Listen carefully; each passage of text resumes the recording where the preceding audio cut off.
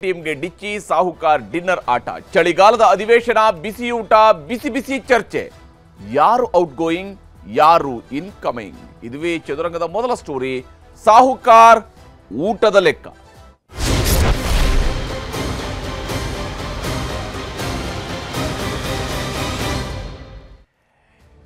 ಈಗಾಗಲೇ ಒಂದು ಬಾರಿ ಹೇಳಿದೆ ಕಾಂಗ್ರೆಸ್ನವರಷ್ಟು ಸೀರಿಯಸ್ ಆಗಿ ಊಟದ ಆಟವನ್ನು ತೆಗೆದುಕೊಂಡಂಥವರು ಬೇರೆ ಯಾರೂ ಇರಲಿಕ್ಕಿಲ್ಲ ಅಂತ ಯಾಕಂದರೆ 1 ರಿಂದ 10 ಹೀಗಿತ್ತು ಊಟದ ಆಟವು ಮುಗಿದಿತ್ತು ಅಂತೇಳಿ ಆದರೆ ಇಲ್ಲಿ ಊಟದ ಆಟ ಮುಗಿತಾನೇ ಇಲ್ಲ ಒಂದೊಂದು ಸ್ವರೂಪದ ಊಟದ ಆಟ ನಡೀತಾ ಇದೆ ಒಂದಾದ ಮೇಲೊಂದು ಡಿನ್ನರ್ ಮೀಟಿಂಗ್ಗಳು ನಡೀತಾ ಇದ್ದಾವೆ ಒಂದಾದ ಮೇಲೊಂದು ಬ್ರೇಕ್ಫಾಸ್ಟ್ ಮೀಟಿಂಗ್ಗಳು ನಡೀತವೆ ಡಿನ್ನರ್ ಮೀಟಿಂಗ್ ಅಂತೂ ಬೆಳಗಾವಿಯಲ್ಲಿ ಅಧಿವೇಶನ ನಡೆಸ್ತಾ ಇರುವಂಥದ್ದೇ ಡಿನ್ನರ್ ಮೀಟಿಂಗ್ಗಳನ್ನು ನಡೆಸೋದಕ್ಕೇನೋ ಅನ್ನುವ ಸ್ವರೂಪದಲ್ಲಿ ಡಿನ್ನರ್ ಮೀಟಿಂಗ್ಗಳು ನಡೆಯೋದಕ್ಕೆ ಶುರುವಾಗಿದ್ದಾವೆ ಒಬ್ಬರಾದ ಮೇಲೆ ಒಬ್ಬರದ್ದು ಡಿನ್ನರ್ ಮೀಟಿಂಗ್ಗಳು ನಡೀತವೆ ಅದರಲ್ಲಿ ಬಂದಿರುವಂತಹ ಶಾಸಕರು ಯಾರು ಅಂತ ಕೇಳಿದರೆ ಸಮಾನ ಮನಸ್ಕ ಶಾಸಕರು ಬಂದಿದ್ರು ಅಂತಾರೆ ಈ ಸಮಾನ ಮನಸ್ಕ ಅನ್ನುವಂಥದ್ದು ನಿಮ್ಮೊಳಗೇ ಇರುವಂಥವರು ಸಮಾನ ಮನಸ್ಕರಲ್ಲದವರೂ ಇದ್ದಾರೆ ಅನ್ನುವಂಥದ್ದನ್ನು ತೋರಿಸ್ತಾ ಇದೆ ಈಗ ಸಮಾನ ಮನಸ್ಕ ಶಾಸಕರ ಸಭೆಯ ಬಗ್ಗೆ ಬಹಳಷ್ಟು ಚರ್ಚೆಗಳು ನಡೀತಾ ಇದ್ದಾವೆ ಚಳಿಗಾಲದ ಅಧಿವೇಶನದ ಸಂದರ್ಭದಲ್ಲಿ ನಡೀತಾ ಇರುವಂಥದ್ದು ಬಿಸಿ ಬಿಸಿ ಊಟದ ಜೊತೆಗೆ ಬಿಸಿ ಬಿಸಿ ಚರ್ಚೆಯೂ ಕೂಡ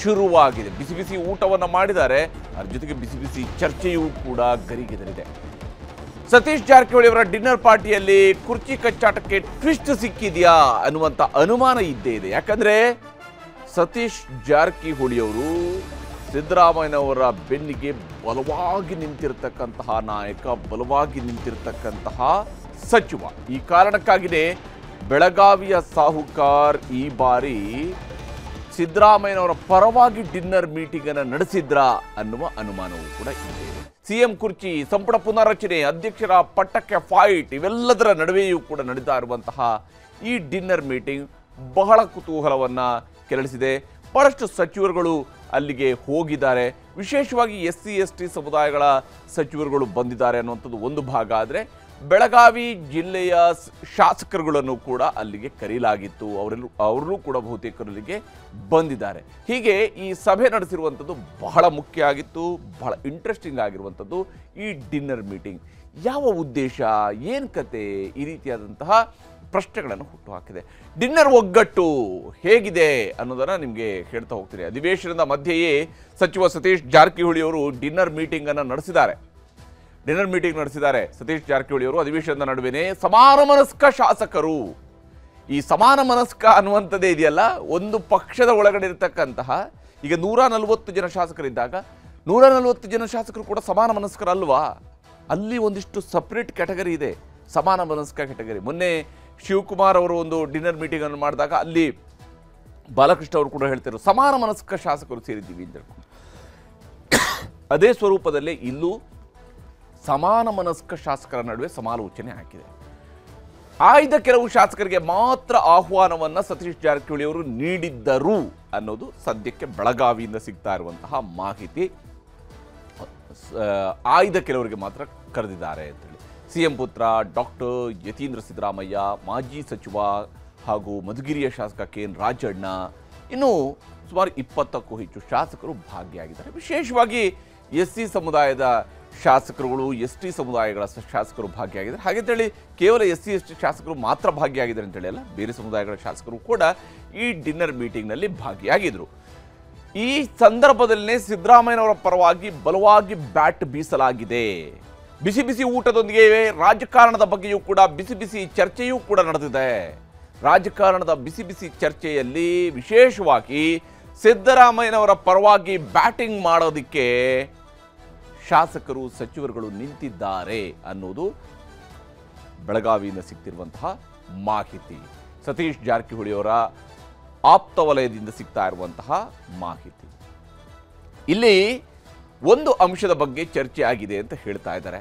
ಅದು ಏನು ಅಂತ ಹೇಳಿದ್ರೆ ಒಂದು ವೇಳೆ ಮುಖ್ಯಮಂತ್ರಿ ಬದಲಾವಣೆ ಅನ್ನುವಂತಹ ವಿಚಾರಗಳೇನಾದರೂ ಬಂದರೆ ಆವಾಗ ಸಿದ್ದರಾಮಯ್ಯನವರ ಪರವಾಗಿ ನಿಲ್ಲಬೇಕು ಅನ್ನುವಂಥದ್ದು ಇಲ್ಲಿ ಬಹಳ ಮುಖ್ಯವಾಗಿ ಚರ್ಚೆಗೆ ಬಂದಿರತಕ್ಕಂತಹ ವಿಚಾರ ಸಿದ್ದರಾಮಯ್ಯನವರನ್ನ CM ಸ್ಥಾನದಿಂದ ಇಳಿಸೋದಕ್ಕೆ ಬಿಡಬಾರ್ದು ಅನ್ನುವಂತಹ ಶಪಥವನ್ನು ಕೈಗೊಂಡಿದ್ದಾರೆ ಅಂತ ಹೇಳಿ ಸಿದ್ದರಾಮಯ್ಯನವರನ್ನ ಮುಖ್ಯಮಂತ್ರಿ ಸ್ಥಾನದಿಂದ ಕೈ ಬಿಡುವಂಗೆ ಇಲ್ಲ ಬದಲಾವಣೆ ವಿಚಾರ ಬಂದಾಗ ಎಲ್ಲರೂ ಒಟ್ಟಿಗೆ ನಿಲ್ಲುವಂತೆ ಸಲಹೆಯೂ ಕೂಡ ಬಂದಿದೆ ಅಂತ ಹೇಳಿ ಯಾವುದೇ ಹಂತದಲ್ಲಿ ಬದಲಾವಣೆ ವಿಚಾರ ಬಂದರೆ ಎಲ್ಲರೂ ಒಗ್ಗಟ್ಟಾಗಿರಬೇಕು.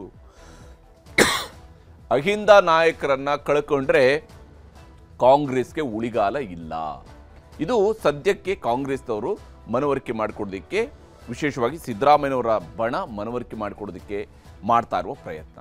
ಸಿದ್ದರಾಮಯ್ಯನವರು ಇಲ್ಲದೇ ಇದ್ದರೆ, ಅವ್ರನ್ನೊಂದು ವೇಳೆ ಅಧಿಕಾರದಿಂದ ಕೆಳಗಿಳಿಸಿದ್ರು ಅಂತ ಹೇಳಿದರೆ ಆಗ ಸರ್ಕಾರವೂ ಇರೋದಿಲ್ಲ, ಪಕ್ಷವೂ ಉಳಿಯೋದಿಲ್ಲ ಅನ್ನುವಂತಹ ನಿಟ್ಟಲ್ಲೂ ಕೂಡ ಚರ್ಚೆಗಳು ನಡೆದಿದ್ದಾವೆ, ಸಲಹೆಗಳು ಬಂದಿದ್ದಾವೆ. ಸಿದ್ದರಾಮಯ್ಯನವ್ರನ್ನ ಕೆಳಗಿಳಿಸುವುದಾದರೆ ದಲಿತರಿಗೆ ಅವಕಾಶ ಕೊಡಬೇಕು. ಒಂದು ವೇಳೆ ಸಿದ್ದರಾಮಯ್ಯನವ್ರನ್ನ ಬದಲಾವಣೆ ಮಾಡೋದೇ ಹೌದು ಅಂತೇಳಿ ಆದರೆ ಆಗ ದಲಿತ ಮುಖ್ಯಮಂತ್ರಿ ಆಗಬೇಕು. ಈ ಕಾರ್ಡನ್ನು ಪ್ಲೇ ಮಾಡೋದಕ್ಕೆ ತಯಾರಿಗಳು ಶುರುವಾಗಿದ್ದಾವೆ. ಹೈಕಮಾಂಡ್ ಮೇಲೂ ಒತ್ತಡ ಹೇರೋದಕ್ಕೆ ಸಭೆಯಲ್ಲಿ ಸಮಾಲೋಚನೆಯನ್ನು ಮಾಡಲಾಗಿದೆ ಅನ್ನುವಂಥದ್ದು ಸದ್ಯಕ್ಕೆ ಈ ಊಟದ ಆಟದಲ್ಲಿ ಭಾಗಿಯಾದಂತಹವರ ಕಡೆಯಿಂದ ಸಿಗ್ತಾ ಇರುವಂತಹ ಮಾಹಿತಿ. ಈ ವಿಚಾರದಲ್ಲಿ KN ರಾಜಣ್ಣವರು ಹಾಗೆಯೇ ಯತೀಂದ್ರ ಸಿದ್ದರಾಮಯ್ಯನವರು ಮಾತನಾಡಿದ್ದಾರೆ, ತೋರಿಸ್ತೀನಿ. ನಿನ್ನೆ ಡಿನ್ನರ್ ಮೀಟಿಂಗ್ ಸತೀಶ್ ಜಾರಕಿಹೊಳಿ ಅವರು ಅವರೇನು ಬರೀ SC ST ಶಾಸಕರಿಗಲ್ಲ, ಎಲ್ಲ ಲೈಕ್ ಮೈಂಡೆಡ್ ಏನು ಸಮಾನ ಮನಸ್ಕ ಶಾಸಕರನ್ನ ಅವರು ನಿನ್ನೆ ರಾತ್ರಿ ಊಟಕ್ಕೆ ಕರೆಸಿದ್ರು. ನಾನು ಹೋಗಿದ್ದೆ. ಸೊ ಅಲ್ಲಿ ರಾಜಕಾರಣದ ಕೆಲವು ಅಂಶಗಳು ಅವೆಲ್ಲ ಕೂಡ ಮುಖ್ಯವಾಗಿ ಮಾತಾಡಿದ್ದಾರೆ. ಅದ್ರ ಬಗ್ಗೆ ಇನ್ನೂ ಇವತ್ತೇನಾದ್ರು ಇದ್ದು ಇವತ್ತು ನಾಳೆ ಒಳಗಡೆ ಅವರೇ ಹೇಳ್ತಾರೆ. ಅದಕ್ಕೆ ಸೇರೋದೇನು ಸುಮ್ಮನೆ ಊಟಕ್ಕೆ ಹೋಗ್ತಾರ ಹೋದ್ಮೇಲೆ ಎಲ್ಲ ಇರ್ತದೆ, ಮಲ್ಟಿಪರ್ಪಸ್ ಇರ್ತದೆ ಆಕ್ಟಿವಿಟೀಸ್.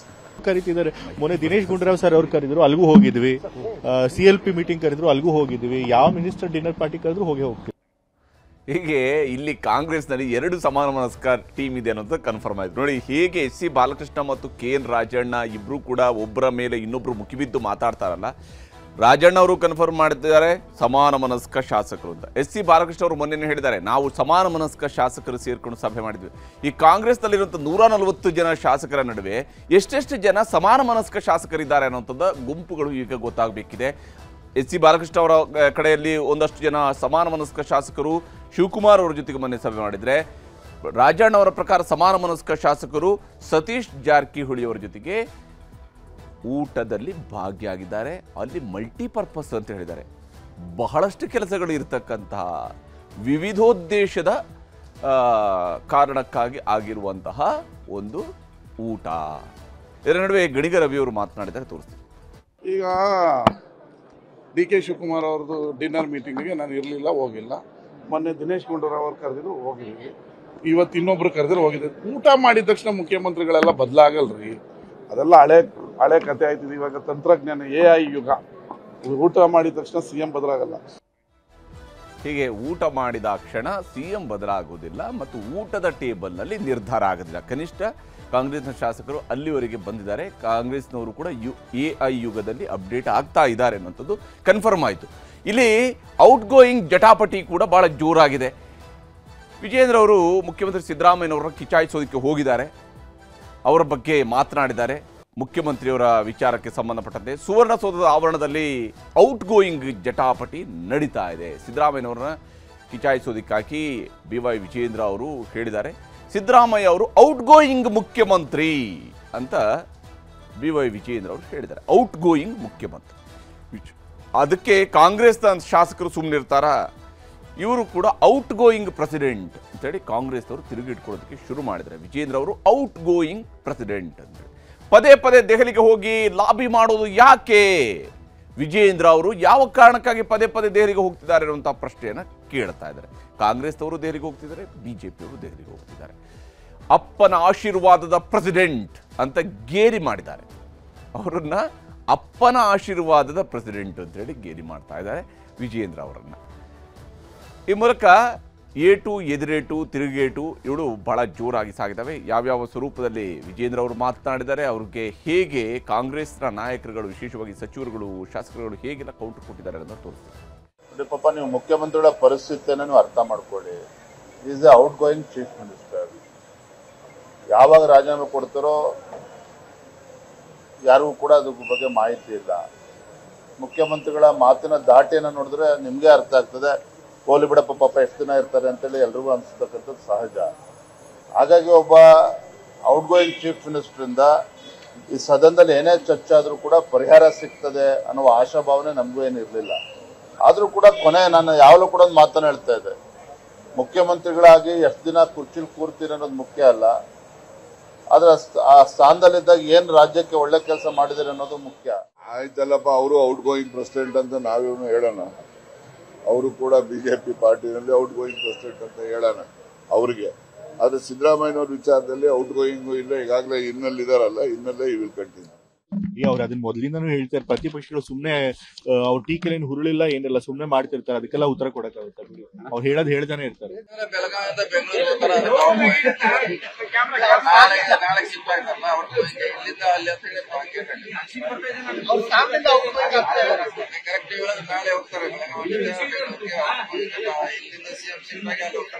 ಅದೇ ಅವ್ರಿಗೆ ಬಿಜೆಪಿ ಪ್ರೆಸಿಡೆಂಟ್ ಕೇಳಿ ಎಷ್ಟು ದಿವಸ ಅವ್ರು ಇರ್ತಾರಂತ ಕೇಳಿ, ಅಶೋಕ್ ಅವ್ರಿಗೆ ಎಷ್ಟು ದಿವಸ ಅವ್ರು ಇರ್ತಾರಂತ ಕೇಳಿ, ನಮ್ಮ ಮುಖ್ಯಮಂತ್ರಿಗಳು ಹೇಳಿದ್ದಾರೆ ಏನ್ರಿ, ನಮ್ಮ ಕಾಂಗ್ರೆಸ್ ಹೈಕಮಾಂಡ್ ಸಹ ನಿರ್ಣಯ ಮಾಡುವವರೆಗೆ ನಾನು ಇರ್ತೀನಿ ಅಂತ ಬಹಳ ಸ್ಪಷ್ಟವಾಗಿ ಹೇಳಿದಾನೆ. ಈಗ ಸಿಎಂ ಕುರ್ಚಿ ಖಾಲಿ ಇಲ್ಲ ನಮ್ಮಲ್ಲಿ. ವಿಜೇಂದ್ರ ಇನ್ಕಮಿಂಗ್ ಸಿಎಂ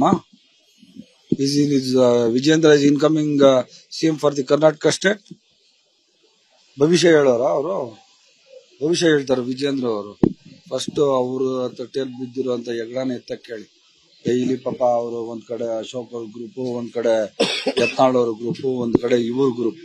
ಸುಮ್ನೆ ಬಾಯಿಗೆ ಬಂದಂಗೆಲ್ಲ ಮಾತಾಡೋದು ಏನ್ ಮಾಡೋದು. ಮೋಸ್ಟ್ಲಿ ನನಗನ್ಸುತ್ತೆ ವಿಜೇಂದ್ರ ಅವರೇ ಅವರ ಅಧ್ಯಕ್ಷ ಸ್ಥಾನಕ್ಕೆ ಔಟ್ ಗೋಯಿಂಗ್ ಇರಬೇಕು.